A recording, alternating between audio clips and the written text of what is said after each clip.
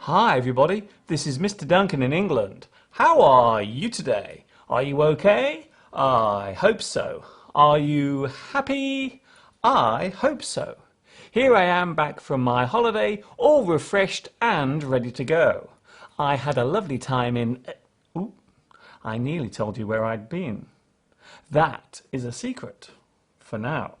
So it's back to business with another selection of your email questions and comments. So without any more holiday reminiscing, let's have our first question for today. Is it correct to use breads as a countable word? No, I don't like my passport photo. This question was sent in by Algerian, who works as an English teacher in Brazil. Well, the answer to your question is yes and no. First, it is worth noting that the word bread can be used as countable or uncountable. A loaf of bread refers to one item. A bread shop or the bread delivery refers to many items. Bread products relates to food made from flour and yeast that have been baked. However, we can also use the word breads as a plural word. Breads from around the world. The breads we love to eat. So when we are talking about many different types of bread, then we can say breads. So, if we cut up a loaf of bread, the slices are still bread because they came from the same loaf. A slice of bread or slices of bread. If we are talking about many different varieties of bread, then we can use breads. It is similar to the food rule, where the meal on your plate is food, while the many different types of food can be described as foods. We are using the plural. The same can be said for water. Water as a quantity is uncountable. But when we are talking about places where water can be found or where it exists, then we can use the plural. The waters of Scotland. This countable plural rule can cause many problems, even for native English speakers. A nice email. I have received a nice email from Vicky, who is a regular follower of my English video channel. Besides the kind words, Vicky has also attached a specially created drawing of one of my little furry friends, who in the picture is sending me a special hello all the way from Mexico. Thank you very much, Vicky, for the kind gesture. You certainly have a talent for drawing. I'd like to send you a big hello in return, and so would someone else. Thanks a lot for your drawing, Vicky. I love it! Are the words discriminate and differentiate the same? How can they be used? And what does on the right track mean? Do you like my seahorses? I bought them as a souvenir while I was on my holiday. This question was sent in by Do Hu Trong, who lives in Vietnam. The words discriminate and differentiate can be used as synonyms. However, of the two, the word discriminate tends to be used more, especially when talking about prejudice. If you dislike a person because of their skin colour or their religious beliefs, or if you consciously avoid or reject one thing for another, you discriminate, you differentiate, you show prejudice. You favour one thing over another. Differentiate expresses the action of highlighting the differences, but not necessarily in a bad way, whereas discriminate almost always refers to a negative action. Racial discrimination, religious discrimination, sexual discrimination. To answer your other question, the phrase "on the right track" means to be heading in the right direction, or to be doing something in the correct way. For example, I think you will succeed. You are on the right track. If you make a guess about something or try to answer a question, but you are not quite correct, we might say, "That is not correct, but you are on the right track." There is another phrase, making tracks, which is used to express a desire or the need to leave. It's getting late. I should be making tracks. The word Mr. Duncan hates to use.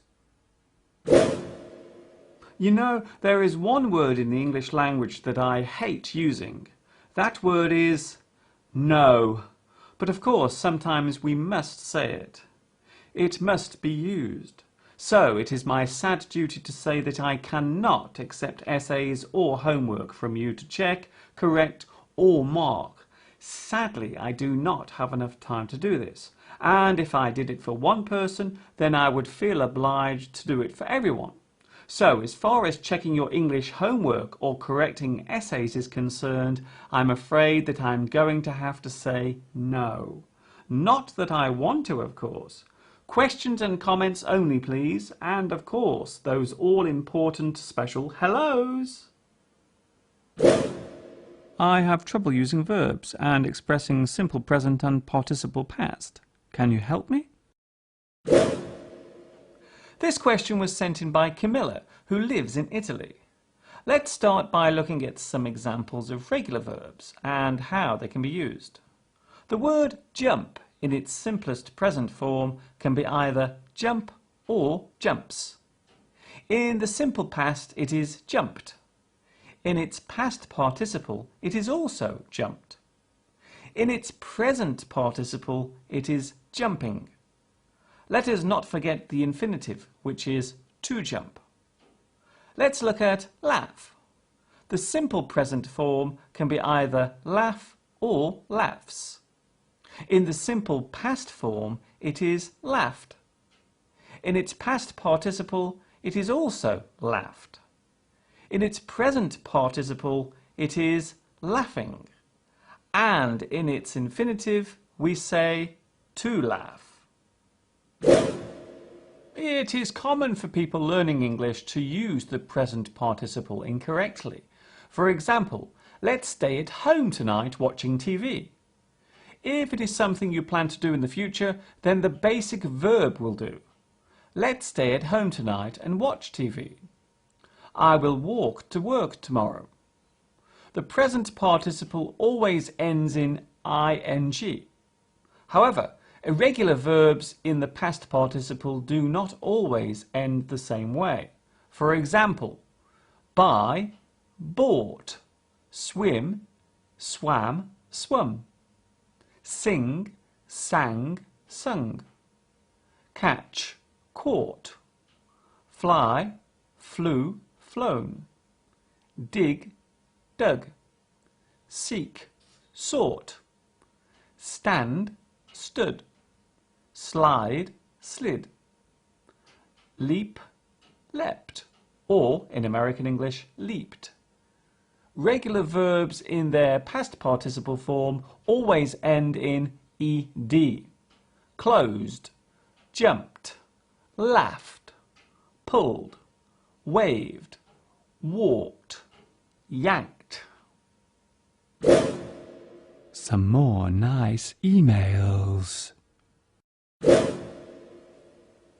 I have received some nice emails during my break, including this one from Bettina in France, who asks if I have thought about creating a book to go with my video lessons.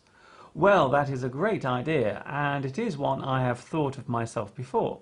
Of course, writing a book takes both time and money to produce, but it certainly is a great idea. Thanks also to Yang Jiong in China, who wrote to thank me for my lessons and has vowed to improve his English skills over the next 3 months. Well, with hard work and determination, anything is possible. It's that time again. Oh yes, they said it would not last. They said it could not continue. They criticised it. They lambasted it. They derided it, scorned it, scoffed it and knocked it. They even tried to burn it. yet it still survives. It's the word of the week.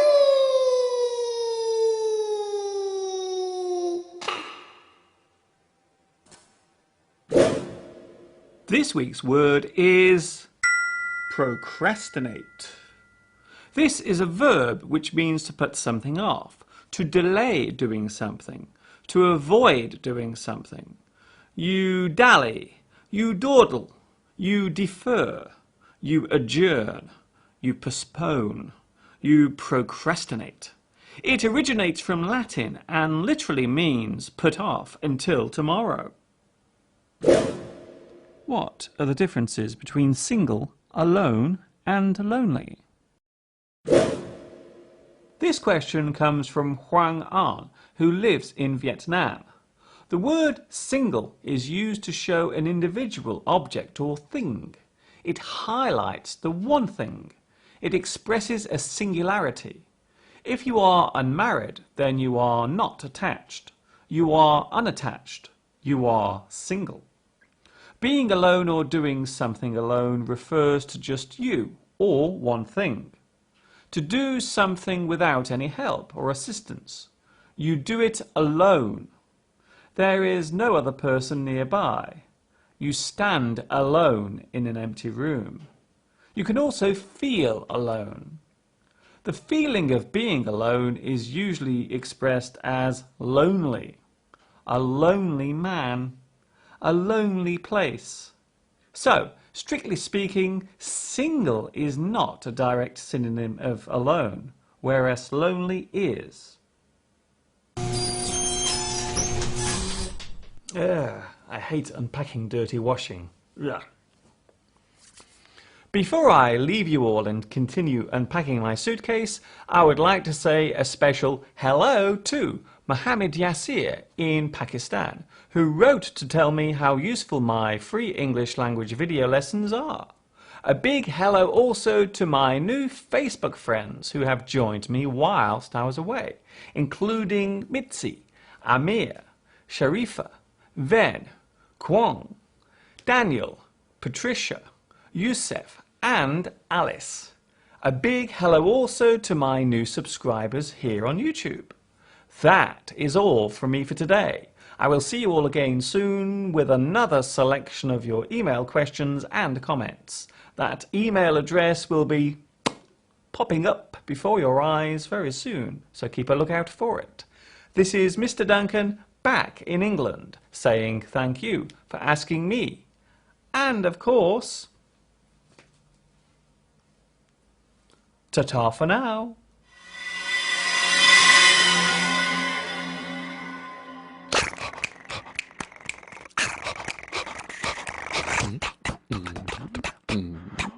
Mm.